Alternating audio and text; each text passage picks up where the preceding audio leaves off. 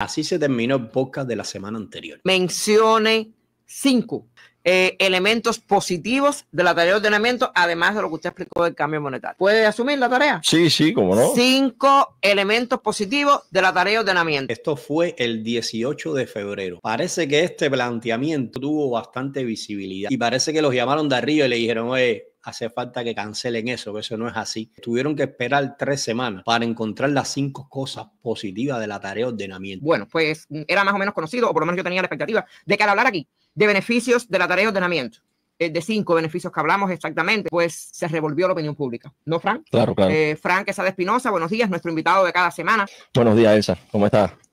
A ver, en el caso de la tarea de ordenamiento que apuntaba, entre otras cuestiones, pero el nudo gordiano de la solución estaba enfocado en una unificación de tipos cambiarios. ¿Para qué sucede? Tenía que ese uno por uno que había en el sector empresarial llegar a juntarse a ese tipo de cambio que había para la población. Eso lleva implícito algo que se conoce como una devaluación del tipo de cambio. Es que el 1 por 1 sea 24 por 1 para la empresa también. Por todo lo que hemos explicado y demás. Se sabía que iba a haber un proceso inflacionario después, no por gusto. Una de las medidas que se adopta con la tarea de ordenamiento es precisamente cambiar los salarios de las personas, cambiar las pensiones y cuando se modificara todo aquello, estar mejor preparado para un proceso en el cual se impactaran los costos, se elevaran los precios y entonces las personas iban a percibir productos más caros. No por gusto se pasaron 30 años para tratar de unificar, cambiar. Es algo complejísimo. Dice que se pasaron 30 años.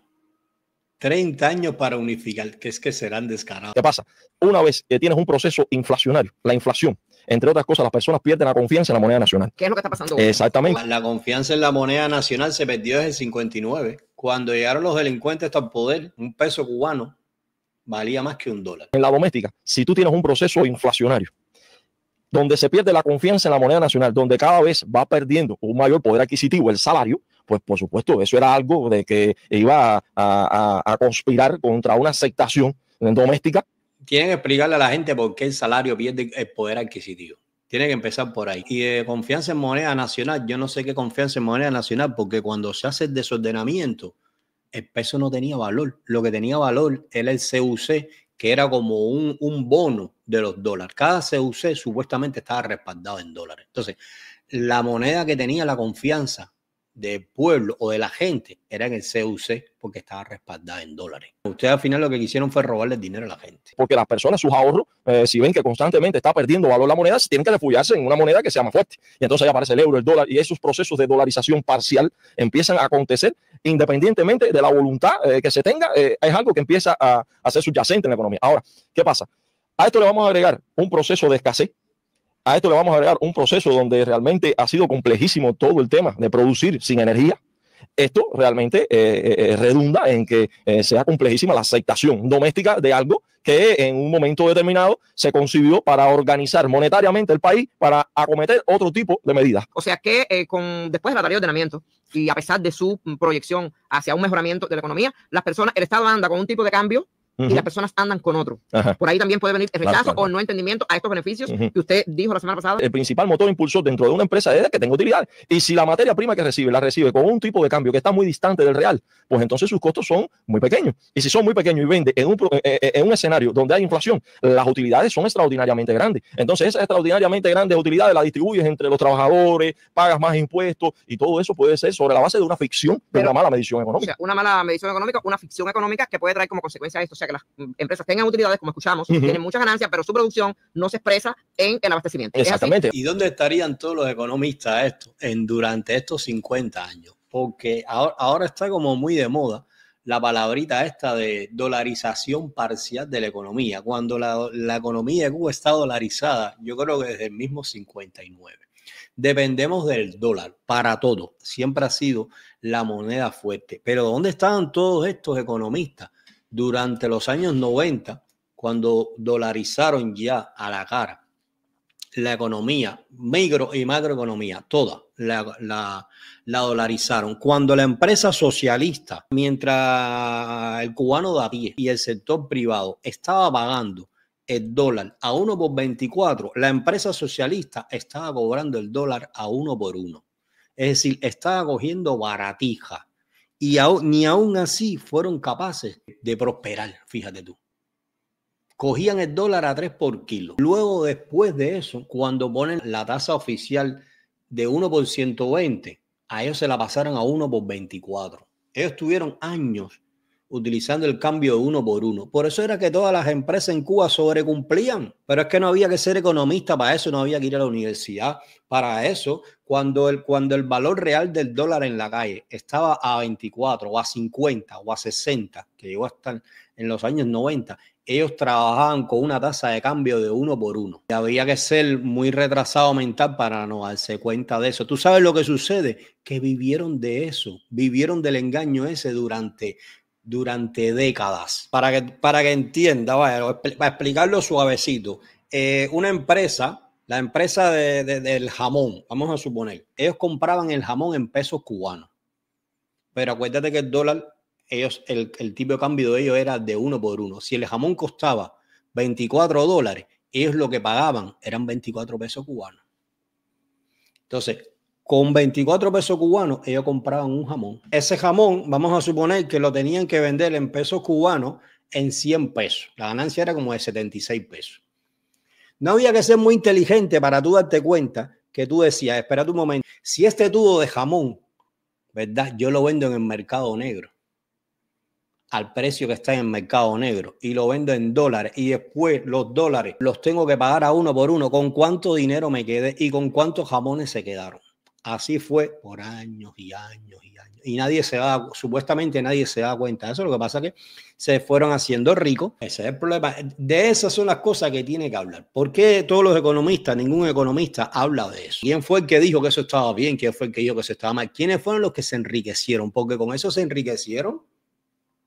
Yo no te puedo contar. A ver, para que entienda, compré mi tubo de jamón. Con lo que yo vendo un tubo de jamón en el mercado negro, vamos a suponer, un tubo de jamón en el mercado negro costaba $30.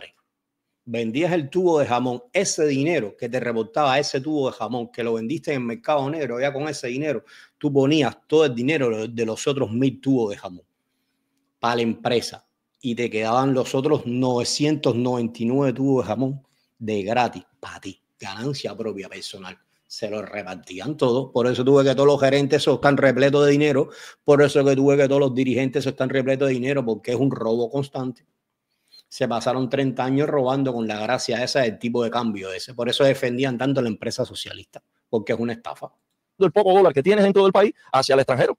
Y entonces lo que se está tratando de buscar es retener la mayor cantidad que pueda para lograr, en cierta medida, que los centavos que necesita para exportar $1 los tengas acá.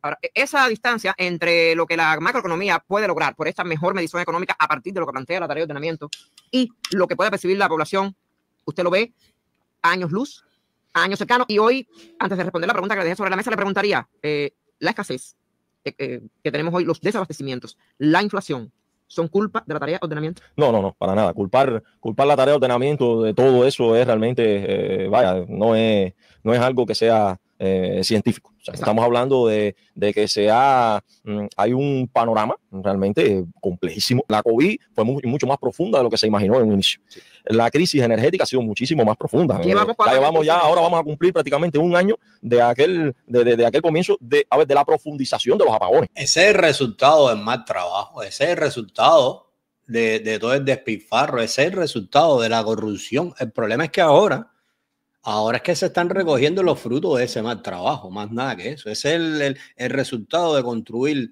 200 hoteles en menos de 2 años y no ser capaz de construir una planta eléctrica ni de darle mantenimiento a las plantas eléctricas. Es que el sistema ese en el electroenergético, eso no lo arreglan ni en 20 años.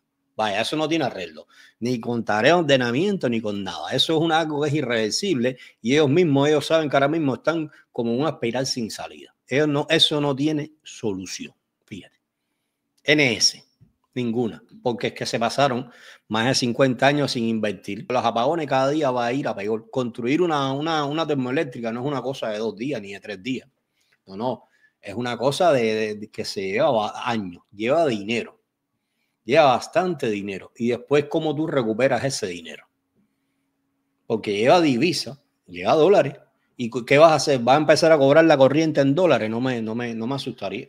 De verdad que no me asustaría.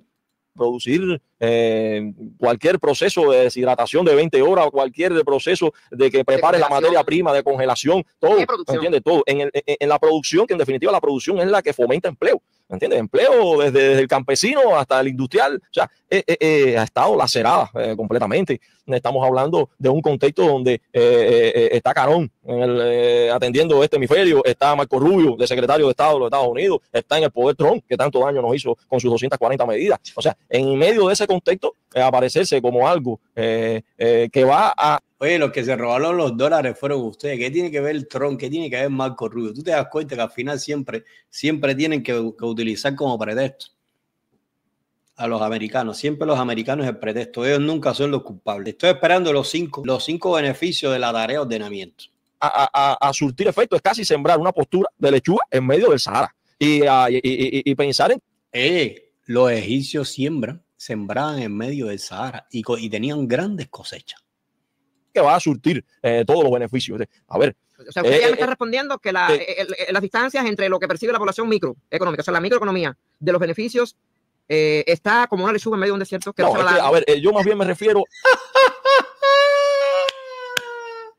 ¡Qué buena se la tiro! La tarea de ordenamiento en sí, ya, para lo que fue concebida realmente, en estos momentos tenemos una multiplicidad de tipos de cambio. En estos momentos tenemos una dolarización parcial. Cuando viene a ver, está más cerca los tipos de cambio, pero tenemos la multiplicidad cambiaria. Dice yo que la tarea de ordenamiento fue pensada para una unificación monetaria. Lo que no hicieron ninguna unificación monetaria porque supuestamente desaparecieron el CUC y simultáneamente crearon otra moneda. La tarea de ordenamiento fue una tarea de robamiento para robarle a las personas los dólares que tenían en los bancos. Así de sencillo, no tiene que darle tanta vuelta. Fue una estafa maestra. Todavía están las personas, los pocos, ¿no? Los que se quedaron con los bonos, con los certificados bancarios, eso, con su dinero, esperando que se lo devuelva. A un privado ahora mismo, tú le dices que le vas a dar 120 pesos por cada dólar que exporte y deja de exportar.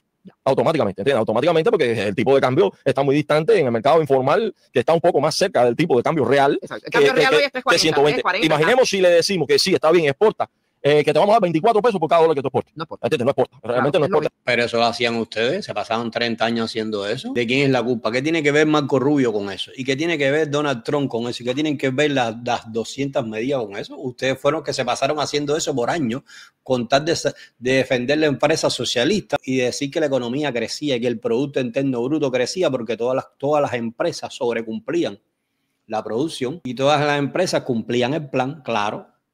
Si tenían el tipo de cambio a 1 por 1, les empezó a doler cuando ponen el cambio de 1 por 120. Ahí fue cuando les empezó a doler. Entonces, tiene que haber mucho convicción, mucha seriedad. No, está al terminarse el programa y no ha dicho los 5 beneficios. Le voy a dar. Le vas a dar un tipo de cambio que está muy distante del real, por tanto, se ve complicada su economía como empresa. Entonces, les repito la pregunta. Para que se mitiguen las distancias entre los beneficios macroeconómicos de la tarea de ordenamiento y lo que percibe la población socialmente en Cuba, ¿estamos hablando de qué? ¿De años? Estamos hablando de años. De muchos años. De años. Le pregunto entonces. Sin tener una varita mágica, ahora mismo estamos viendo de que se están aperturando parques de fotovoltaico. Fotovoltaico de cada uno tiene 20 megawatts. Los déficits son de 1.500, claro. ¿entiendes? O sea, hasta que no haya una estabilidad en el sistema electroenergético, realmente los planes se van a ver afectados. No hay una estabilidad ahora mismo en los insumos, en las materias primas. Estamos hablando de que tenemos la deuda externa ahí. No, te voy a dar. Ya te voy a dar por descarado ya. Acá. Deuda externa que el Calón nunca quiso pagar. Tiene que decirlo, y que se la han renegociado varias veces. Fíjense que cuando se tomó la decisión de la tarea de ordenamiento, que empieza en enero allá del 21, cuando comienza la tarea de ordenamiento, ¿vieron? Todo el mundo fue, inclusive a los hoteles. Todo el mundo no. O sea, oye, que te voy a dar, chico, que no, esta mujer se le echó. Dice que todo el mundo fue a los hoteles, que falta el respeto al blanquito arrastrado a este chico. Dice ella se le echó, dice todo el mundo no, que todo el mundo de que deja la generalización. Todo el mundo fue, inclusive a los hoteles. Todo el mundo no. O sea, parte ínfima de los cubanos. No, pero hubo un tipo de salario que le propició inclusive a un grupo de personas durante un tiempo. Eso fue falso, eso es falso. Ningún salario te propiciaba ir a los hoteles. Los hoteles al momento cerraron los hoteles. Está hablando de este tipo. Porque yo veía inclusive las agencias llenas. Que antes no se veía. Pero no de todos los cubanos. Pero se sabía que después venía un impacto en el nivel de precio. Y ese impacto en el nivel de precio aconteció en menos de un año. Y empezó la espiral inflacionaria hasta estos días. Estamos en el mismo punto donde todo el mundo no puede ir a este lugar, ¿no? Oye, para esto, mira por qué el cubano no puede ir a un hotel. Él te lo va a explicar ahora. Cualquier medida anti-inflación para de alguna manera contrarrestar la inflación es de tiempo. No es algo tan sencillo, es de años. Recuerden la espiral inflacionaria de los 90 que no se resolvió de un año para otro. Llevó muchos años resolverla y en un escenario complejísimo donde no había instituciones que hoy existen. Y entonces, ya usted escuchó, aquí en La Economía Tiene Nombre, donde se da una opinión y usted es libre de opinar también cuando nos escucha, no, porque de eso se trata, de fomentar la cultura económica. Y eso es lo que se necesita también. Exactamente, que las personas, y después vamos a hablar de eso. En este mundo nada es verdad ni es mentira, todo depende del cristal con que se mira. Entonces, sí, el cristal te voy a llevar por la cara porque me he quedado con los deseos. Oye, los 5 beneficios, no, ven acá, te voy a jugar con los 5 dedos por la cara. Los 5 beneficios, al final, la misma muela, la misma estrategia del calón en jefe. Tú le preguntas una cosa y ellos te responden. Eso de que subieron los precios y al otro día los cubanos estaban yendo para los hoteles, eso es totalmente falso. Les voy a decir más, te voy a hablar no de la parte de los hoteles. Yo me recuerdo que eso fue en 2021. Los pasajes de avión, ellos empezaron a venderlos en pesos cubanos. ¿Qué sucede? Cuando ellos empiezan a hacer esto, el dólar se empieza a disparar. Ellos de alguna manera parece que hacen algún convenio, no sé, con las aerolíneas, y cuando vendían los pasajes en pesos cubanos, cuando yo estaba 1 por 24, coge tu dinero cubano, págame en dólares, porque ninguna aerolínea va a ir a Cuba, va a estar haciendo vuelos a Cuba para estar recibiendo pagos en pesos cubanos. Eso es imposible. Y eso les trajo un caos terrible. Las aerolíneas, cuando fueron a los bancos con aquel camión de dinero en pesos cubanos, le dijeron, mira, coge los pesos cubanos, dame mis dólares. Ahí empezó el conflicto. Y yo recuerdo que por ese entonces empezaron a cerrar todas las aerolíneas porque no había liquidez, porque el peso cubano no lo quiere nadie por culpa del mal trabajo de estos delincuentes. Y como mismo lo hicieron las aerolíneas, lo hicieron todas las empresas. Lo primero que hicieron fue que cancelaron todos los vuelos. Lo primero que hicieron fue que cancelaron todos los vuelos y se los dio por conocimiento de causa, porque yo en ese entonces ya había comprado un pasaje. Para comprar el pasaje me hicieron vender los dólares. Claro, no se los vendí 1 por 24, aproveché en ese momento, fue ventajoso porque vendí los dólares que estaban como a 60 y compré el pasaje que estaba 1 por 24. Al final, ¿qué hicieron esa gente? Que hicieron todas las aerolíneas, todos los que habían comprado pasaje con pesos cubanos, le cancelaron el pasaje y le duplicaron el precio. Y allá tuvo que ir la gente a volver a comprar el pasaje o a pagar la diferencia. Al final, todas las aerolíneas, los hoteles y todos esos sitios empezaron a vender en MLC. Entonces, la realidad es que nunca intentaron hacer una unificación monetaria, porque incluso antes de que eliminaran el CUC, ya habían echado a andar el MLC. Nunca hubo ninguna unificación. Pero lo mismo que sucedió, el mismo fenómeno, pues la falta de respaldo que llegó a tener en algún momento el CUC, que lo estuvieron alargando casi por más de 30 años, ese proceso devaluativo ya lo ha sufrido el MLC, pero en un periodo como de 3 o 4 años. Ahora mismo el MLC está sin fondo, no tiene respaldo. El dinero, la divisa que captaron con ese MLC, con el engaño de que necesitan captar divisas, ya lo hicieron hace 3 años con el MLC. Ahora pregúntale, ¿dónde están todos los fondos de ese dinero? La tarea de ordenamiento esa no tuvo ningún beneficio. El único objetivo que tuvo fue robarle el dinero a la gente y crear este nuevo engaño del MLC. Ahora están con los dólares. Y aquí un año ya verás que va a ser con criptomonedas, porque tus dólares te los van a volver a robar.